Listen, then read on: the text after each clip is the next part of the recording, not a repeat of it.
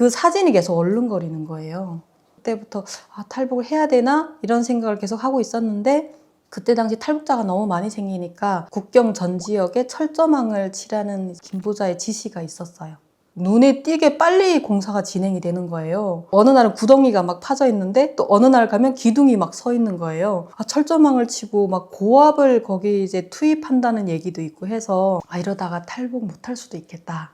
그 생각이 갑자기 드는 거예요. 그래가지고 어느 날 갑자기 안녕하세요. 안녕하세요. 네, 안녕하세요. 자기소개 부탁드리겠습니다. 네, 안녕하세요. 반갑습니다. 양강도에서 온 최서량입니다. 2015년에 입국해서 현재 한 10년 차? 되고 있습니다. 네, 반갑습니다. 네. 북한에서는 어떤 삶을 사셨나요? 저는 이제 평범한 삶을 살았던 것 같아요. 고등학교 졸업하고 군대를 지망해서 해군에서 군복무를 7년 정도 했고요. 그리고 전역하고 사회생활을 한 몇 년 하다가 무역회사라고 북한에서 외화벌이 사업소라고 있거든요. 거기에서 이제 회사 생활을 하다가 2015년에 탈북하게 됐습니다. 2015년에 네. 10년 정도 되셨네요. 네. 저는 사실 이제 군대를 가게 된 계기가 조금 지금에 와서 보면 조금 아마 그때 당시는 저는 큰 꿈을 가지고 군대에 나갔던 것 같아요. 그래서 김부자를 만나고 싶다라는 생각을 가지고 이제 아버지한테 군대를 가고 싶다고 그랬는데 북한은 좀 군대에 나가게 되면 좀 여자들 같은 경우에는 힘든 상황이 되게 많거든요. 되게 오래 군 생활을 하다 보니까 그래서 아버지랑은 너가 할 수 있겠냐 좀 연약했어가지고 너는 이제 군대 나가면 한 달 만에 아마 배낭 거꾸로 메고 집에 돌아올 거다. 좀 열악한 이런 상황이다 보니까 그래도 군대 나가겠다고 그래서 장군님 만나서 꽃다발을 드리고 싶다고 이제 거기에서는 김부자를 만나는 게 최고의 목표라고 해야 되나 꿈이라고 해야 되나 그렇다 보니까 이제 아버지가 이제 안 되겠다 싶어가지고 좀 이제 뇌물을 많이 준비를 하셔서 해군 잠수함 부대로 가게 된 거죠. 입당이라고 하나요? 네, 맞아요. 입당도 또 이제 그 북한에서 제가 있었던 그때 당시에는 또 여성 간부들을 되게 많이 또 이렇게 뭐 키우라는 그런 지시도 되게 많았었거든요. 그래서 뭐 간부가 되려거나 기득권이 되려면 입당을 해야지만이 또 그 속에 이제 들어갈 수 있어요. 입당도 해야 되고 그 해군 부대가 되게 김부자가 자주 찾아오는 부대였어요. 네, 그래서 거기 가면 이제 만날 수 있겠구나라고 생각을 했던 거죠. 근데 군복무 7년 동안 한 내내 한 번도 안 왔었어요. 실제로 보지는 못했고. 네. 7년 복무하셨으면 네. 제가 알기로는 군대도 사실 아무나 못 가는 걸로 알고 있거든요. 제가 있을 때는 꽤 많이 뽑았던 것 같아요. 근데 남자들은 의무제가 이미 됐었고 여자들 같은 경우에 좀 뭐 신체나 이런 기준이 조금 높았었거든요. 근데 저는 그때 당시 58 정도였어가지고 이제 커트라인에 딱 되는 정도? 57, 58부터 뽑았었거든요. 그리고 또 제가 희망하던 대로 김부자가 많이 오는 부대를 갔었는데 7년 동안 한 번도 오지 않았고 제가 전역하고 다음 해에 왔었더라고요. 출신 성분이라고 하잖아요. 그런 건 좀 어떻게?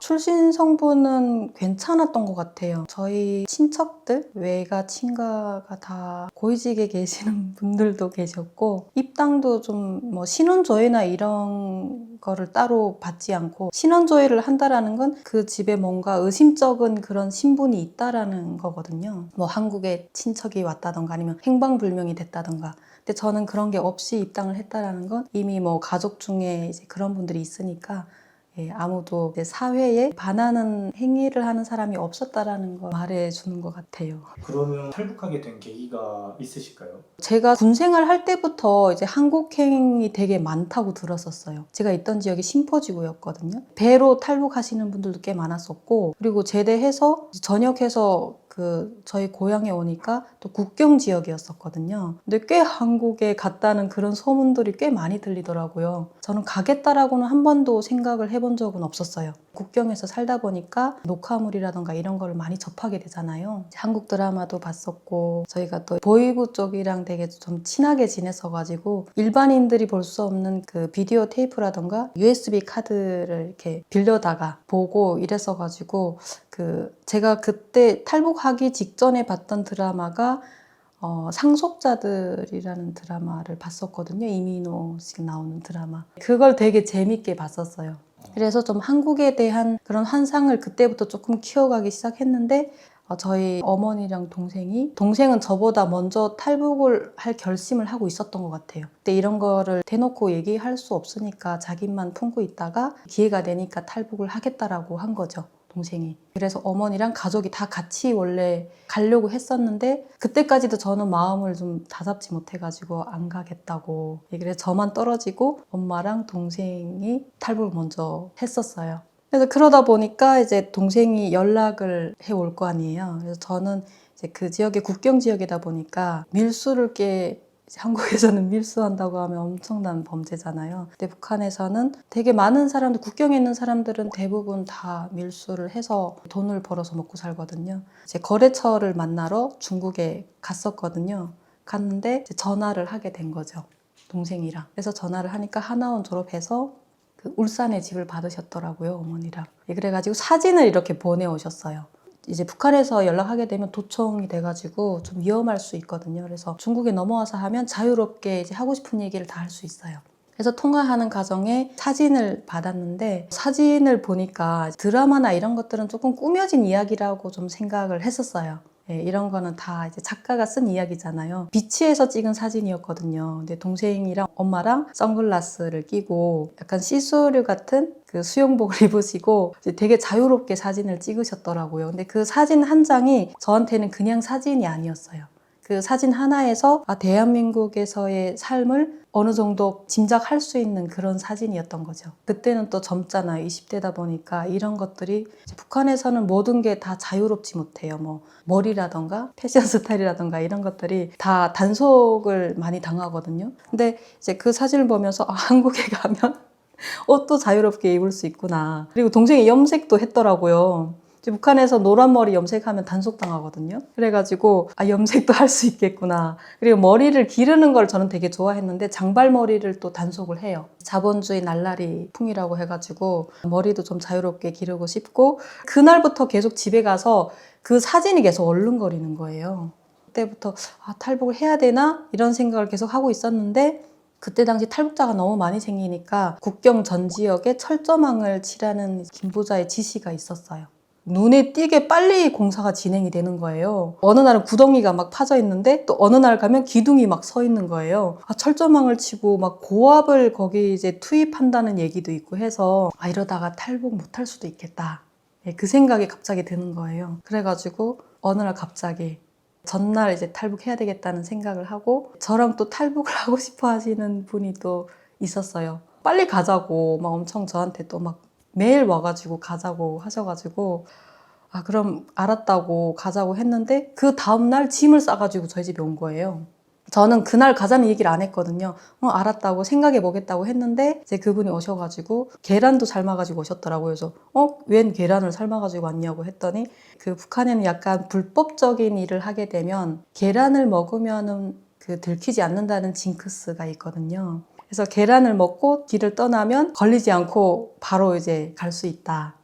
그런 거를 이제 암시하는 게 그 계란인데 계란을 삶아가지고 온 거예요. 그래서 빨리 가자고. 이 장마철에 빨리 가야지. 안 그러면 비 올 때는 조금 이제 국경 지역이 좀 이렇게 널널하게 근무를 서거든요. 보통은 비가 오면 다 경비초소에 들어가 있다던가. 그래서 탈북하기 되게 좀 좋은 조건이에요. 그래서 그날 생각지 않게 그냥 바로 탈북해가지고 중국에 넘어와서 이제 항상 저희가 다니는 이렇게 코스라서 어려움은 없었는데 그 강을 넘을 때 장마철이다 보니까 강물이 되게 깊었었거든요. 근데 아마 일반 사람들 같으면은 넘기 힘들었을 거예요. 해군 출신이셔서. 뭐 수영도 조금 하긴 하지만 그 밀수하는 사람들이 대부분 좀 요령이 있어요. 강을 타는 요령이 있거든요.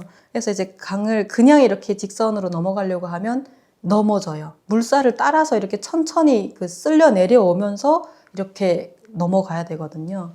그래가지고 안전하게 넘어와서 중국 쪽에서 동생한테 연락해가지고 처음에는 동생이 왜 왔어? 먹고 살기 힘들어? 그러는 거예요. 일하러 왔냐고 중국에. 그래가지고 아니 그건 아니고 이제 너가 오라고 했지 않냐.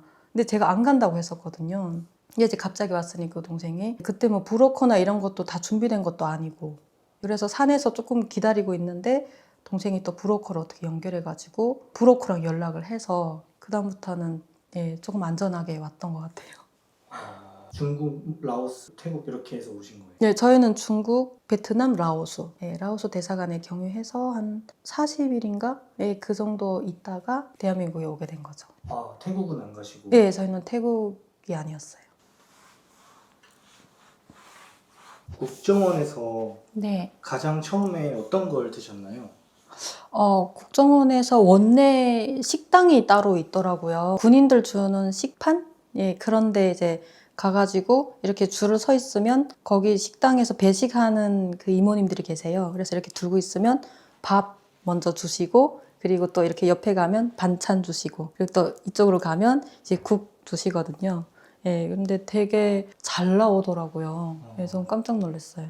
그런 이제 식판을 저는 처음 사용해 봤고요. 그렇게 이제 그 무상으로 예, 급식을 준다라는 게 이거를 다 나중에 청구하지 않나 막 이런 걱정도 조금 있었고 이걸 왜 우리한테 공짜로 주지? 뭔가 바라는 게 있지 않을까? 좀 의심이 되게 많았던 것 같아요. 예. 처음에는 의심을 많이 하셨는데 진짜 많이 했어요. 그럼 한국에서 정착하면서 가장 어려웠던 게 있으실까요? 처음에 하나원 졸업하고 나왔을 때 사실 좋은 것도 되게 많지만 그만큼 또 어려웠던 것도 많았던 것 같아요. 이제 은행 이용하는 것도 좀 어려웠었고 그 사투리를 많이 사용하다 보니까 이제 그 사람들하고 처음에 그 상대하는 두려움이 조금 있었던 것 같아요. 내 말을 못 알아들으면 어떻게 하지? 북한에서 왔냐고 물어보면 어떻게 하지? 막 이런 걱정도 있었고 그리고 처음에 왔을 때 스마트폰을 처음 사용해 보잖아요. 예, 근데 그 스마트폰이 이제 너무 신기하다 보니까 북한에도 있긴 있어요. 근데 우리처럼 이렇게 인터넷이 뭐 자유롭거나 이러지 못하다 보니까 이제 이런 거는 처음이잖아요. 그래서 이제 카톡 같은 거 보낼 때 되게 실수 많이 했었어요. 그 자동으로 이렇게 자동 기능 있잖아요. 네. 예, 뭐 맞아 뭐 이렇게 맞자 쓰면 맞아요 이렇게 나오잖아요. 근데 한 번은 담당 형사님이 계시는데 형사님이 막 이렇게 문자 오셨어요. 그래서 그때 이제 네 알겠습니다 이렇게 보내야 되는데 알겠어 그 자동 기능을 그냥 눌러버린 거예요. 그래가지고 되게 좀 황당하고 되게 미안하더라고요. 그래서 다시 죄송합니다 이거 잘못 보냈어요. 그러니까 형사님이 허허허 이거 보내주시더라고요. 네. 북한에서도 그런 메신저 같은 그런 게 있나요? 그 문자 메시지 보내는 건 있어요. 예, 문자 메시지도 있고, 그리고 전화하고, 그리고 뭐 책 같은 거 도서 보고, 요즘에는 조금 더 많아졌다고 하더라고요. 근데 제가 했을 때는 그 정도? 근데 너무 비싸가지고 요금이. 그래서 잠깐 끊거든요. 이게 걸려오는 전화는 괜찮은데 내가 걸려고 하면 돈이 많이 나가요. 그래서 전화 오면 야 빨리 끊어. 그리고 집 전화로 전화를 하면 조금 요금이 적게 나가요. 그래서 집 전화로 전화하라고 핸드폰 끄라고. 네. 어떠세요? 한국에서 이렇게 생활하시면서 가장 큰 이제 장점은 여자들이 이제 생활하면서 사실 북한에 있을 때는 밥 한 번 하려고 해도 막 2시간씩 걸리거든요.